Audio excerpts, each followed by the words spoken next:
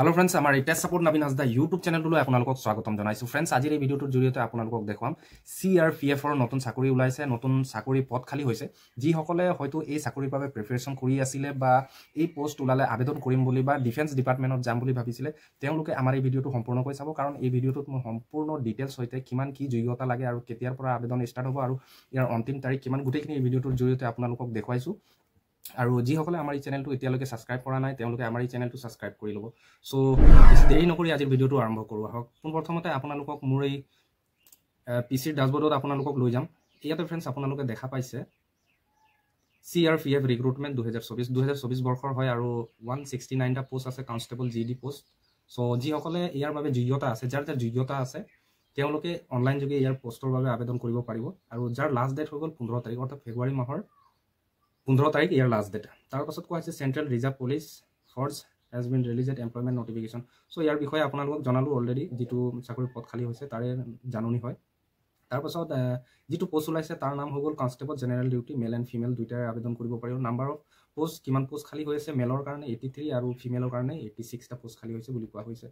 তো ইয়াত আপোনালোকে দেখিব ইয়াত পে অফ স্কেল, অৰ্থাৎ ইয়াৰ দৰমহা 21,000 পৰা ষ্টাৰ্টিং আৰু 69,70,000 টকালৈকে ইয়াৰ দৰমহা হ'ব পাৰে বুলি কোৱা হৈছে। তাৰপিছতে স্ক্ৰল কৰি যদি যায় আপুনি ইয়াৰ এপ্লিকেশ্যন মোড হ'ব, এপ্লিকেশ্যন মোড আপোনালোকে অনলাইন যোগে ইয়াক আবেদন কৰিব পাৰিব। তাৰপিছতে ইয়াৰ ইলিজিবিলিটি আপোনালোকৰ কি হ'ব লাগিব, তেতিয়াহে আপোনালোকে এই পোষ্টৰ বাবে আবেদন কৰিব। পোনপ্ৰথমতে আপোনালোকে ইয়াত ইণ্ডিয়ান চিটিজেন অৰ্থাৎ ভাৰতীয় নাগৰিক হ'ব লাগিব।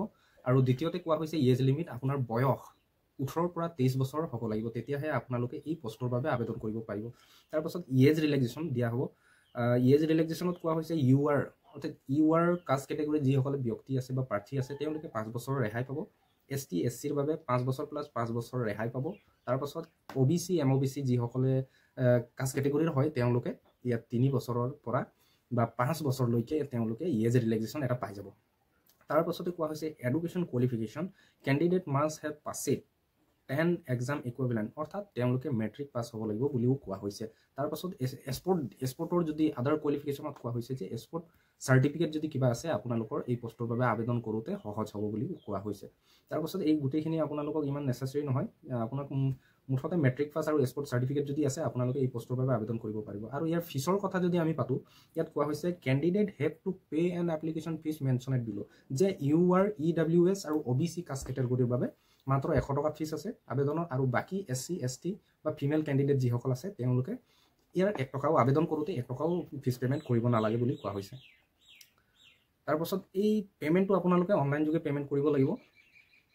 আৰু যদি আপোনালোকে এই পোষ্টৰ বাবে আবেদন কৰিম বুলি ভাবিছে তেতিয়াহ'লে ইয়াৰ ষ্টাৰ্টিং ডেট 16 জানুৱাৰীৰ পৰা অলৰেডি আবেদন ষ্টাৰ্ট হৈ গৈছে আৰু ইয়াৰ লাষ্ট ডেট হৈছে আপোনাৰ 15 ফেব্ৰুৱাৰী 2024। তো যিসকলে আবেদন কৰা নাই এতিয়ালৈকে তেওঁলোকে আবেদন কৰিব পাৰিব। তাৰপাছত যদি আপোনালোকে আবেদন কৰে মোৰ ভিডিঅ'ৰ ডিছক্ৰিপশ্যনত এটা লিংক পাই যাব, সেই লিংক ক্লিক কৰি আপোনালোকে এনেকুৱাকৈ এখন আপোনাৰ ওচৰত চেণ্ট্ৰেল ৰিজাৰ্ভ পুলিচ ফৰ্চ এনেকুৱাকৈ ডাছবৰ্ড এটা খোলা খাব, ৱেবছাইট এটা খোলা খাব, য'ত আপোনালোক পাৰ্চনেল ইনফৰমেশ্যন প্ৰথমতে দিব লাগিব। তাৰপিছত এড্ৰেছ দিব লাগিব, আদাৰ ডিটেইলছ কিবা যদি আছে তাত দিব লাগিব, কোৱালিফিকেশ্যন ডিটেইলছ আপলোড দিব লাগিব, এডভাৰটাইজমেণ্ট ডিটেইলছ কোনটো পোষ্টৰ বাবে আপোনালোকে আবেদন কৰিছে তেনেধৰণৰ দিব লাগিব। তাৰপাছত এপ্লাই কৰি দিব লাগিব। তাৰপাছত চাৰ্টিফিকেট আৰু ডকুমেণ্টছ আপলোড দিব লাগিব, আপোনাৰ যিবিলাক চাৰ্টিফিকেট আছে ডকুমেণ্টছ। পোনপ্ৰথমতে ইয়াত পাৰ্চনেল ইনফৰমেশ্যন কোৱা হৈছে যে আপোনাৰ মোবাইল নাম্বাৰ আৰু ইমেইল ID, ইয়াত জেনেৰেট OTP বটামত ক্লিক কৰি আপোনাৰ ইমেইলত আৰু মোবাইল নাম্বাৰত এটা OTP যাব, সেইটো ভেৰিফাই কৰি। মই এই ভিডিঅ'টোত আপোনালোকক এপ্লাই কৰি দেখুওৱা নাই, কাৰণ এপ্লাই কৰোঁতে একেবাৰে সহজ। যদিহে আপোনালোকে কমেণ্ট কৰে মই তেতিয়া আবেদন কৰিও আপোনালোকক এপ্লাই কৰিও ভিডিঅ' এটা বনাই দিবলৈ চেষ্টা কৰিম। চ' মই এই ভিডিঅ'টোৰ জৰিয়তে আপোনালোকক দেখুৱালোঁ যে চেণ্ট্ৰেল পুলিচ ফৰ্চৰ বাবে অৰ্থাৎ CRPFৰ বাবে আপোনালোকক কি যোগ্যতা লাগিব, কেনেকৈ আবেদন কৰিব, গোটেইখিনি দেখুৱালোঁ। চ' যিসকলে এতিয়ালৈকে আমাৰ চেনেলটো ছাবস্ক্ৰাইব কৰা নাই তেওঁলোকে আমাৰ চেনেলটো ছাবস্ক্ৰাইব কৰি ল'ব আৰু ছাইডত থকা বেল আইকনটো প্ৰেছ কৰিবলৈ অকণো নাপাহৰিব।